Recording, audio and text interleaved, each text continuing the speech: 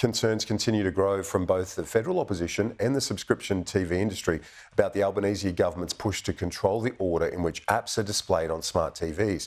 The controversial changes are yet to be finalised by the Communications Minister, but may result in viewers being dictated to by Labor on how they search for content. That's despite YouGov polling finding more than 90% of people don't want the government controlling the order and layout of apps on their TVs.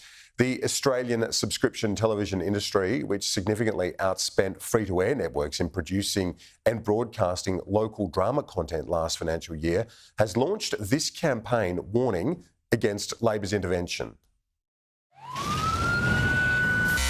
Warning: the government wants to control your TV. Don't let them make it harder to find your favourite shows. Visit astra.org.au for more info. We'll be watching the government like a hawk on this one because this government likes to control the narrative. It's important that Australian consumers, people viewing TV on their smart TVs, have freedom of choice and have the ability to watch whatever they like and not have a diet or whatever information the government today decides to send their way. So we'll be watching them like a hawk on this one. Joining me live now is the Chief Executive Officer of the Foxtel Group and Chair of ASTRA, Patrick Delany. Patrick, thanks for your time. Those numbers I mentioned in the earlier story, more than 90% surveyed don't want the government meddling in this. Well, Kieran, it's not surprising, is it? You know, we all pay for our own TVs, on average $1,900, and they're the centre of our homes.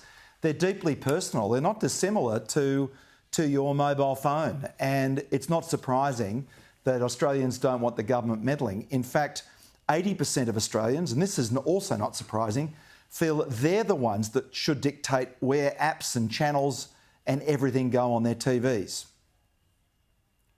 It could affect the user experience as well, Patrick, couldn't it? In the sense that totally. if I'm searching for an AFL game and I want the live match, Fox Sports, Fox Footy, and then you get put off to something else that's recorded months before, is that the fear here as well? Yeah, totally. So this actually breaks that into three parts. Firstly, the government's policy is about live TV local services and making sure that can be accessed. So, look, it's hard to argue against that. And there are three parts of this. Number one, the channel. So it's TV set. Of course, the channel should be available and it should be in the order of 10972. The apps they want to interrupt and put first. But then, as you raise, it's the search. And what's proposed is that when you search for something, all the free TV results come up first. So give you some examples. Right now, if you search the Gaza Strip, right, you will get all of Channel 2's shows and clips, then SBS, 9, 7, all of the networks before you get the BBC, Sky, and all of the others. If you take sport, if you typed in AFL Bulldogs against the Magpies, you will get the free part first. And it could be a 10-year-old interview, it could be a game that's 6 hours old. It might not be the game that's on pay that is live at the time. And I think with search, you know, when you take your mobile phone, you expect the search results to be easy, simple and tailored around you. And it should be the same on a TV. You know, our search at the moment on Foxtel and everything else, it's tailored around you. And it should dictate, you know, what comes up to be the best for you, not what the government thinks is best. And many of our viewers on Foxtel inherently would know this next point, Patrick, because that's why they're subscribers and they enjoy the service that this company provides. But Screen Australia had an analysis of the dollars spent on local drama, and subscription TV outspent free-to-airs by more than $120 million. So if the government's talking about looking after local content, surely that's got to factor into their thinking, doesn't it? Well, isn't it ironic?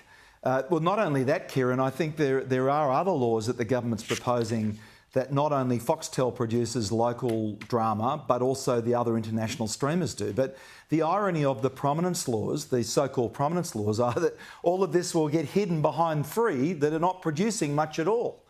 And when it comes to producing drama, I know that everyone watching knows how good Foxtel's drama is.